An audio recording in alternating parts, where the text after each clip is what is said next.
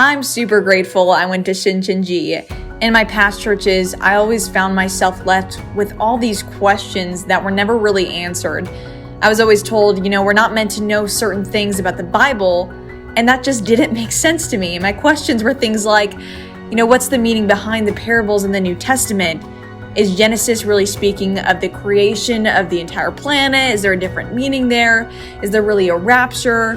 What's God's will for my life? Things like that. And to be honest, these didn't seem like questions that we weren't supposed to know. So when I came to Shincheonji, all of these questions were answered, and I found a true motivation behind my faith walk. This is what I've always been looking for. At old churches, I felt the only component of the Bible that mattered were things like moral teaching and my behavior, how I portray myself, and I always did my best to behave in a certain way and do well in all areas of my life.